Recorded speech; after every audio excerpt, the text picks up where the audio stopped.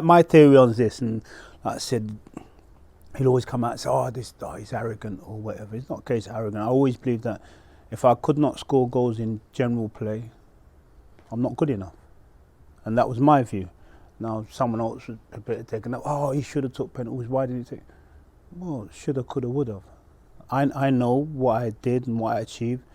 187 goals, all in open play, 1 penalty in the end. Yeah, I could have scored more. If I took penalties, I could have been 200 Premier League goals. So I always say to myself now, and I say to people, why don't you give me credit for what I've achieved without the penalties, instead of telling me about, but if I took penalties is this, and never being prepared to talk about my achievements of the goals that I scored without penalties. I mean, come on, man, I've been retired a long time now. Give man a break, man. I mean, give me my flowers before I go away. Mate, but it is what it is. Do you feel recognised as one of the top players and No. the goals? Do you feel appreciated for what you achieved? No. Why? Because I don't get the credit I deserve. And you can ask anybody. I don't get the credit I deserve. There could be people who have scored less goals than me who get more credit than what I deserve. But then I look at that and I have a little laugh to myself, because as you look at the modern day game now, everything's about stats. And if you look at, obviously, people playing in my position and all these stats that have come up over the past few years, I've been at the head of quite a few of them. And it was never spoken about before, but it's only I've realised it's only when people start to get close to what I'd achieved that I never knew about, that all of a sudden all these stats have come out and said, my name's at the top or second. Why are they so important now? And when they wasn't important before, but now they're so important. So that I think, excuse me, that in itself tells me, but as it's in black and white, it can't be etched away. So I'm very, very proud of that. Why? Do you have a hunch about why you don't get that appreciation potentially? Yeah. Would you share that with me? It's just politics, man. It's politics. That's what it is. Yeah. And I can guarantee you as well, if this comes out, so Nico's so arrogant, 100%. But it is politics, definitely. When you moved to United for the record fee, you're a striker. You're there to score goals. What's that pressure like? Do you feel that, as in, you know you're going to be rated on the goals you take? I think back then, yeah. I think playing for Manchester United back then, because Manchester United were in the mix of everything. If Manchester United weren't winning the league or competing to win the league, me at that time going for that kind of money was like, not good enough. Shouldn't be at Manchester United, all that kind of stuff. So yeah, I think I didn't realise the pressure of playing for Manchester United till I actually went there, understood what Manchester United was on a global stage as well as a European stage. It's a massive football club, and as you know, previous years before that, Man United had been a graveyard for centre forwards. So for me to have gone there and achieved what I achieved, and people to have this perception of me now as being a Manchester United legend, it's very, very special. I have to admit, just because of my age, I didn't realise that you'd played for England 15 times and actually hadn't gone to the 1998 World Cup and then the previous tournaments in 2000 and 2002. I think 2000 was because of an injury, but Yeah. we're in the year of an international tournament. What's it like? Is there a different feeling being a striker, just trying to score goals, to prove yourself in the lead up to that? And how do you sort of sum up your England career?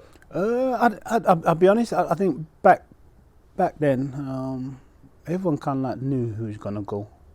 There might be some people trying to play well, trying to score goals to get in the squad or whatever maybe, but England was such a thing then that it was very much of a club feel. Everyone knew who was going to play, everyone knew what the squads were going to be, and to break into that was kind of like very, very difficult.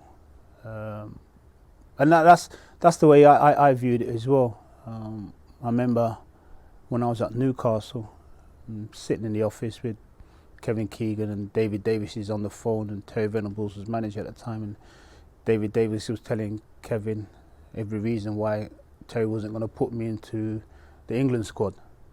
And I'm sitting there saying to myself, wow, is this the politics, of not getting in the England squad because I don't train every day? At that time, I had a shin splint problem, but I was still playing on a Saturday, still scoring goals. And I think that had kind of like summed up my England career, you know. People didn't think I was good enough for England. I laugh at that due to the fact that I played Champions League football for Manchester United and scoring goals in Champions League. And however you look at that, you know, some of the teams that England were playing in their qualifiers or whatever, Man United were playing better teams in the Champions League. And I'm scoring goals in the Champions League, you know. So no one could actually turn and say, oh yeah, he's not good enough. I know I was more than good enough. But if there wasn't so much politics when it come to playing for England, yeah, I could have had more caps. But I don't rock myself to sleep thinking, oh yeah, I should have had more. It never ever really bothers me now, because I know the shenanigans, what goes on when it comes to being picked for England or playing for England. If you look at it now, it's exactly the same thing now. There's a lot of shenanigans that goes on. People should be going, they don't get picked, and then people ask questions and all of a sudden the questions everyone forgets about. So it is what it is. Your relationship with Dwight, you're still close now? Yeah.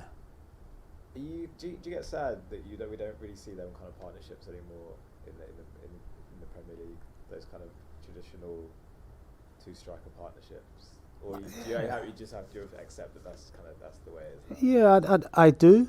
I do get sad because football's about teams playing in all different kind of ways. And if you look at football now, everyone plays the same way. Everyone wants to play like Man City, even if you don't have the personnel. Let's play like Man City. Man City play like because they have the best players, yeah, and the way the manager got it working is phenomenal. But you could go, I don't know, League 2, League 1, and people try and play the same.